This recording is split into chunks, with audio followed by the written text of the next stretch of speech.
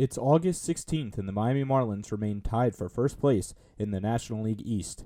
Surprisingly to some, that may come as a disappointment. After losing 2 of 3 to the division rival Atlanta Braves this weekend, the Marlins are now tied with the Braves for first place and have come completely back down to earth. What's going on, guys? It's Ethan Budowsky here, and we're going to be talking about the Marlins and Atlanta Braves 3-game series that just concluded today. It was a tough one for the Marlins. It might have been actually their worst series performance of the entire year. We lost the offense completely the last 2 days, and despite some good pitching performances, the Marlins just weren't able to back up their pitchers and get enough offense to take it to the Braves and win a couple ball games and take control of first place as we move into the middle of August. Let's take a look now, starting with Game 1. We're going to look at Game 1 individually, and then we're going to group Games 2 and 3 together because a lot of the problems in games in Game 2 were the same problems that the Marlins had in Game 3. They were very similar games, both very frustrating losses for the Marlins. The first game was really good, though. Pablo got the start, and he was fantastic, and he just keeps getting better. He gets better every start. Every time on the hill, he looks improved, and he was really good again on Friday night. He went 6 innings. He did get knocked around a little bit. He gave up 7 hits, but he was able to limit the damage. He only let up 2 runs. He didn't walk anybody, and he had 8 strikeouts as well. In fact, the only 2 runs that he let up came on a home run that came early in the game. The Marlins were able to answer that. The bullpen threw 3 scoreless innings. That was huge after the off day in between the series with Toronto and the series with Atlanta. The Marlins were able to take advantage of the off day, and the bullpen pitched 3 scoreless innings. That was the last off day that the Marlins will have for a long, long time into September. I hope they took advantage of it because it didn't help them the rest of the series, but the bullpen was good on Friday night. What else was good? The offense was really good that night, and the offense was really good in a way that we don't often see offenses performing nowadays, which is small ball. The Marlins only had 2 extra base hits in this game, and they didn't hit the ball out of the ballpark once. The Marlins stole 4 bases in this game. That's something that we haven't seen a lot from the Marlins in past years, is aggressiveness on the base paths, because they haven't had anybody that can steal bases. But now they have VR. Magneuris Sierra is getting some time. John Birdie can run the bases very well. And that's benefiting the Marlins a lot because right now they sit in 4th in the major leagues. Coming into today, they were in 4th in the major leagues in stolen bases. I didn't do the math of the other teams, but the Marlins added another stolen base today from John Birdie. So they may have moved into 3rd, but they're definitely, certainly right now, a top 5 team at stealing bases, and they've played a lot less games than everybody else because they missed an entire week of the season. So certainly a new added factor to the Marlins offense that we haven't seen before. The player of this game, and the player that I think a lot of people have to kind of eat their words about, and I'm certainly one of them, is Magneuris Sierra. You know, before the year, I kind of said that Mags had turned into a 4th outfielder, but he's looking like a guy that just affects the game. He just knows how to affect the game and make things happen, and he's earned himself some more at-bats. I would like to see Mags start playing every day, at least, you know, if you're going to platoon him against lefties, if you face 2 in a row like they did on Saturday and Sunday, at least play him for one of those games. You know, I would have liked to see Mags on Saturday or Sunday. But the only time we saw him in this series was on Friday, and he was a huge difference maker. He went 1 for 2 with a walk, and he had 2 runs scored. But he was just doing little things. He was running the bases really well. You know, he got a double where he rounded first and kind of like dummied the guy to throw in the ball, you know, easily, and then he took off, and he's got great speed, so he made it to second. He's really finding ways to affect the game, and he's a good little ball player, and he's improved his approach a lot. He's already taken more walks this year, maybe even double the amount of walks he's taken this year than he took last year. That's really huge because the Marlins need a guy that's just going to get on base, and when he can get on base, he can affect the game with his wheels. So I love what I see from Mags Sierra so far. I would like to see him more. I want to see Mattingly, you know, kind of break this platoon if guys are hitting the ball well, and Mags has been hitting the ball well. So that was good in Game 1. The Marlins played a ton of small ball. They beat the Braves 8-2. It was a really good game. The offense looked great, and it was a new type of offense that we haven't really seen from the Marlins, so that was really exciting. After that, it wasn't so great. Games 2 and 3, you can see here, I have just bad written. That's all I really had to say about games 2 and 3. But before we get to what was bad about it, there was some good in it. The first thing was the starting pitching. The starting pitching was great.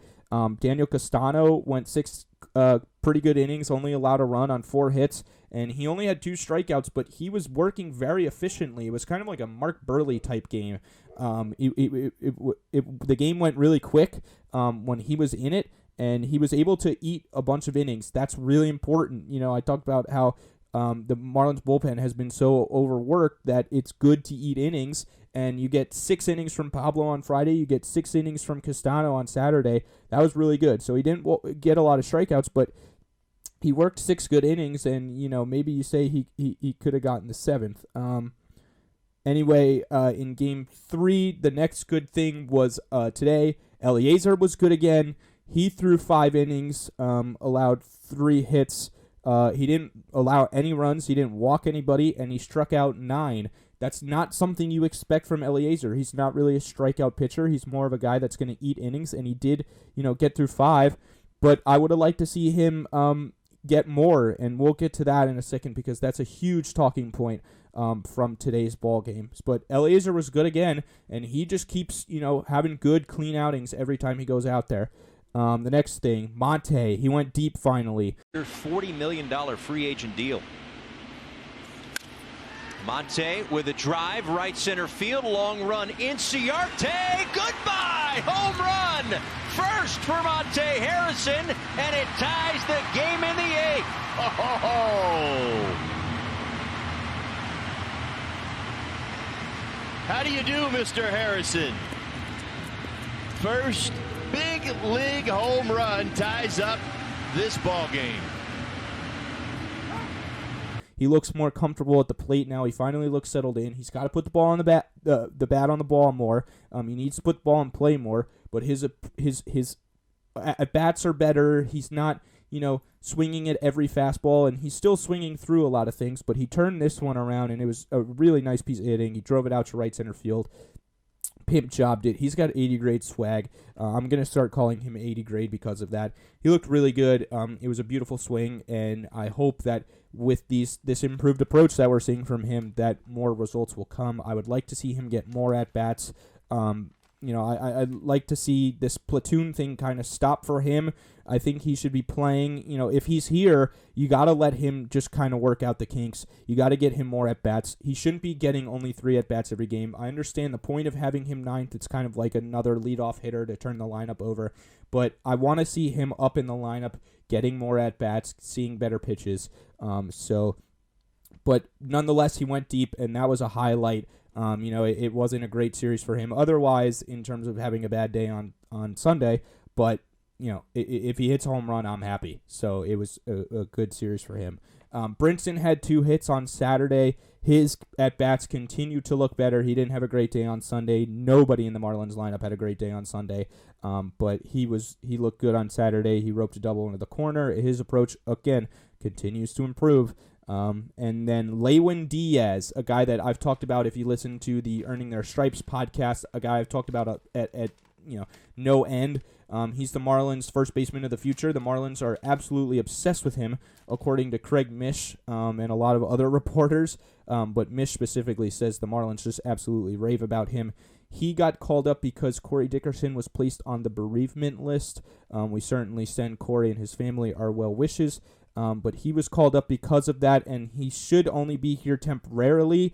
But he took advantage in his first at-bat in the 9th inning and got on with a base hit. The Marlins were unable to, bring him in and tie the game. But it was a nice piece of hitting. He barreled up a pitch on the outside part of the plate, shot it the other way through the shift.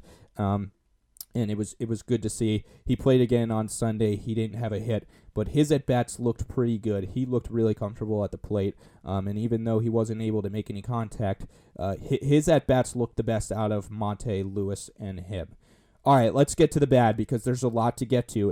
I wrote here, pretty much everything else went wrong for the Marlins.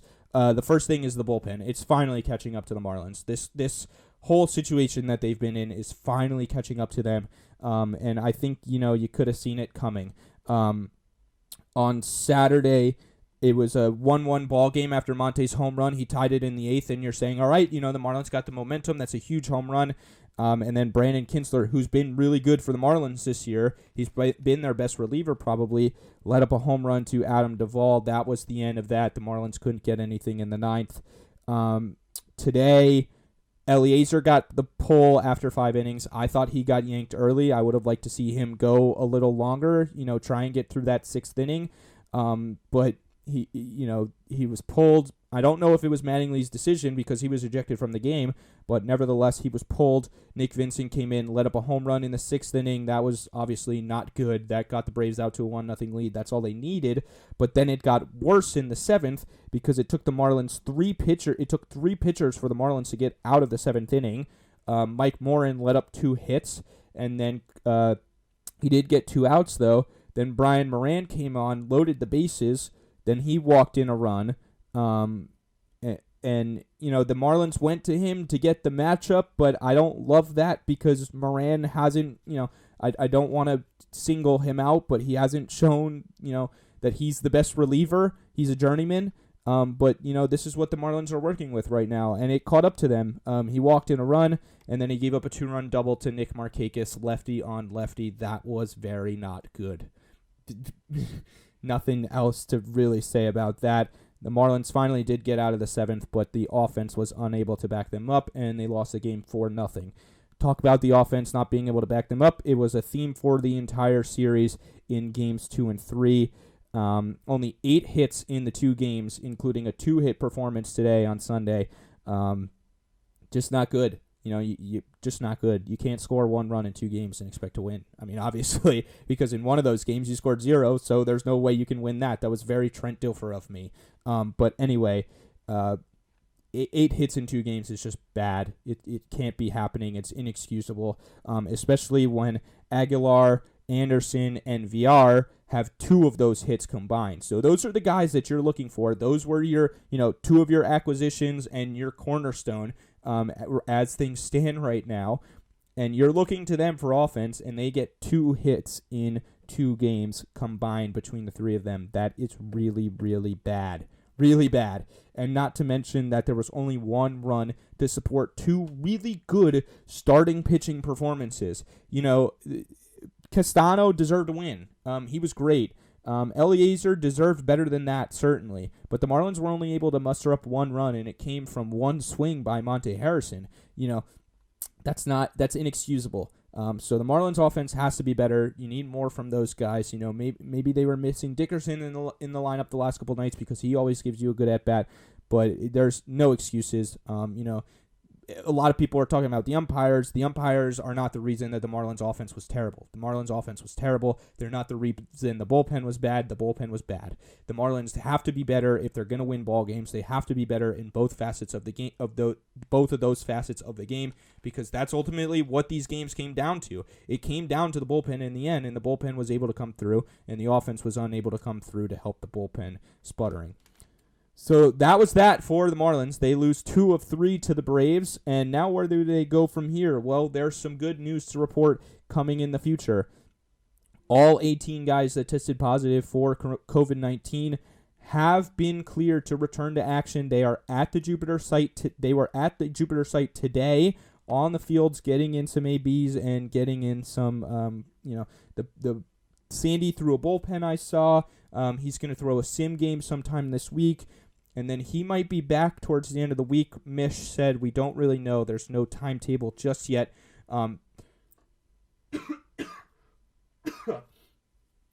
Basically what Mish said is keep an eye out for who travels to Washington. If they travel to Washington, then obviously we'll see them.